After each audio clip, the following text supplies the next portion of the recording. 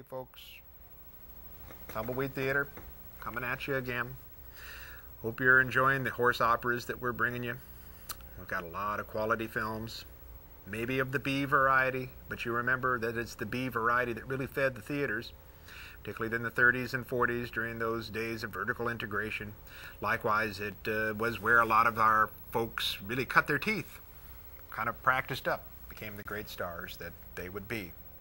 Got a great film for you tonight. Not that this guy is really cutting his teeth to become a great star in films, okay? But he is going to become a great singer in the country western world, or in the western world. We're talking about Tex Ritter. We got a really fun film called Sing, Cowboy, Sing. And of the singing cowboys that I can think of, the three at the top, Gene Autry, Roy Rogers, and Tex Ritter. Of the three, the voice that I really prefer is old Tex.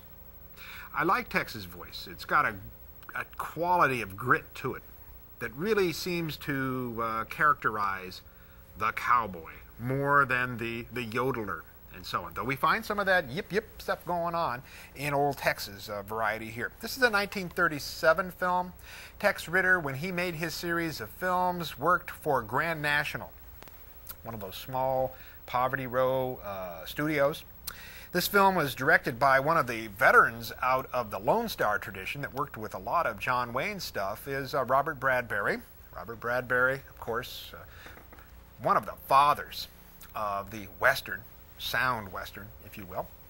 Tex Ritter has a little sidekick in here by the name of Al Fuzzy St. James, or St. John, sorry about that, Al Fuzzy St. John. And Al Fuzzy St. John used to be, as Al St. John, was a silent comedian. Back in the old days, and I remember seeing a few of those. He made a lot of short subjects and so on, and he really kind of caught on pretty good as sidekicks in some of the westerns, and he does a good job in this. He's going to be in some of the some other folks that we're going to see down the line too, sidekick. Another silent comedian who sort of pops up in this Tex Ritter western is Snub Pollard. Snub Pollard, if you remember him, he wears kind of a, like Droopy, the cartoon character Droopy, with a big, long mustache that kind of hangs down. He kind of played that kind of a beaten character. He has a nice little scene in here where he's a man who's fined $28.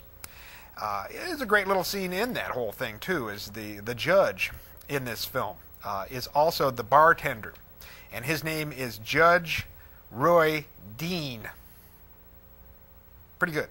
Matter of fact, that went right by me. I must be some kind of idiot or something, because as I was watching, I go, Judge Roy Dean, and of course, that sounds like something. Of course it does. Judge Roy Bean, who also ran a saloon. So, nice connection there. This film, it's got some great songs in it.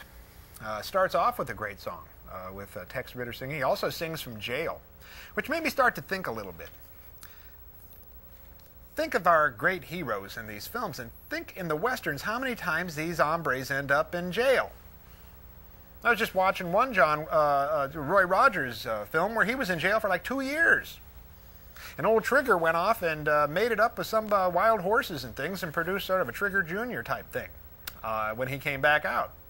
That's a long time for old Roy to be cooling his heels in the slammer. Kind of interesting that we allow our heroes back then to serve some time.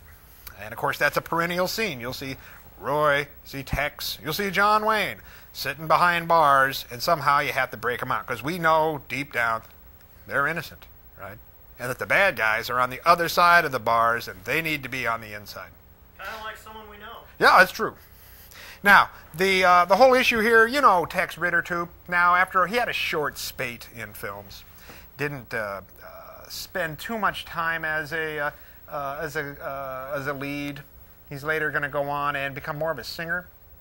One of the great songs of all time that he sang was the High Noon. Do not forsake me, oh my darling. What a beautiful song that is. And likewise, one of his children, John Ritter, is going to go on and become a pretty good television star in his own right. Think you're going to have fun with this Sing, Cowboy, Sing? I certainly did.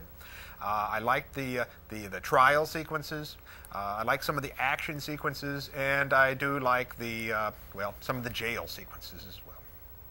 Robert Bradbury, you can't go wrong. If I were in a time machine and we're back in that time and I wanted to have a director, a veteran director, work with me, I think I would pick Bradbury. Bradbury had a feel for the West. And some of the setups in this, very beautiful. Roll 'em, Smokey.